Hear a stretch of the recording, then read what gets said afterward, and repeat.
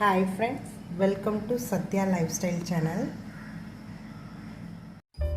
Hi friends, welcome to Satya Lifestyle channel. இன்னைக்கு நம்ம பார்க்க போற ரெசிபி வந்து சேனைக்கிழங்கு வறுவல் தான் பார்க்க போறோம். நான் சேனைக்கிழங்கை இந்த மாதிரி கட் பண்ணி வச்சிருக்கேன். ஸ்லைஸா இந்த வித்துக்கு எல்லாமே ஒரே மாதிரி இந்த மொத்தத்தில் இருக்கும். இதே மாதிரி கட் பண்ணி வச்சிருக்கேன். இதுக்கு வந்து நம்ம ஒரு பேஸ்ட் ரெடி பண்ணணும் ஃபர்ஸ்ட். அது எப்படி ரெடி பண்ணலாம்ன்றதை இப்போ பார்க்கலாம்.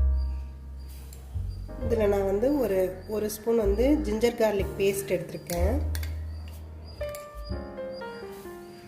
மஞ்சத்தூள் ஒரு ஸ்பூன் ஃபுல்லாக எடுத்திருக்கேன். தனியாத்தூள் 2 ஸ்பூன் போட்டுக்கிறேன். மிளகாத்தூள் 2 ஸ்பூன் போட்டுக்கிறேன்.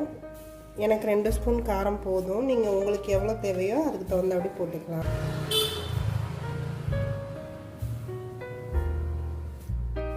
இதில் நான் வந்து ஒரு 2 ஸ்பூன் வந்து புளி தண்ணி ஆட் பண்ணிக்கிறேன். புளி தண்ணி வச்சு தான் நான் எல்லாத்தையும் மிக்ஸ் பண்ண போகிறேன். நான் இதால் 2 ஸ்பூன் புளி தண்ணி போட்டிருக்கேன். இது எனக்கு பத்தலைங்கிறனால நான் இன்னொரு ஸ்பூன் ஆட் பண்ணிக்கிறேன் புளி தண்ணி. இந்த புளி தண்ணி வச்சு தான் ஆட் பண்ண போகிறேன். தண்ணி நான் சேர்க்கல. இதில் இப்போ நான் சால்ட் ஆட் பண்ணிக்கிறேன். இதையும் நல்லா நம்ம மிக்ஸ் பண்ணிக்கலாம். நான் இப்போ இதை நல்லா மிக்ஸ் பண்ணிட்டேன். இந்த அளவு திக்காகவே இருக்கட்டும். அப்போ தான் நம்மளுக்கு எல்லாத்துலேயும் அதை மேரினேட் பண்ணுறதுக்கு கரெக்டாக இருக்கும். நான் இப்போ இந்த பேஸ்ட்டை எல்லாத்துலேயுமே அப்ளை பண்ணிட்டேன்.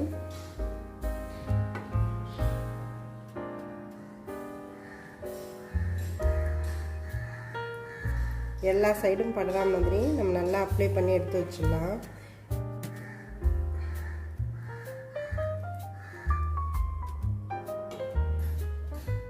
இந்த மாதிரி எல்லாத்தையுமே நம்ம அப்ளை பண்ணி எடுத்துக்கலாம். இந்த சேனைக்கிழங்கு வறுவலுக்கு நான் பேனில் கொஞ்சமாக ஆயில் விட்டு ஹீட் ஆக்கிட்டு இருக்கேன். அது ஹீட் ஆனோன்னா நம்ம இது எல்லாத்தையுமே ஃப்ரை பண்ணி எடுத்துடலாம். நான் இப்போ ஒன்று ஒன்றா இதில் ஃப்ரை பண்ணி எடுக்க போகிறேன்.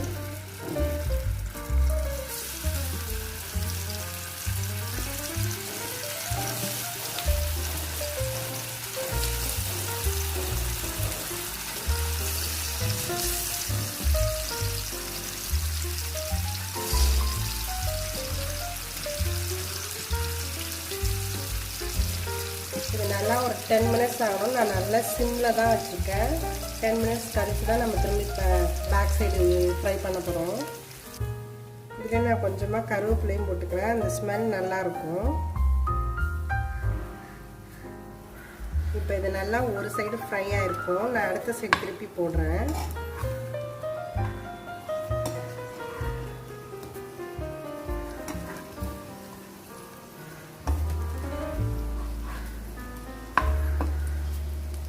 இதே மாதிரி நம்ம எல்லாத்தையும் அந்த சைடும் நல்லா லைட் ப்ரௌன் ஆனோன்னா எடுத்துடலாம். இது நல்லாவே 2 சைடும் ஃப்ரை ஆகிடுச்சு.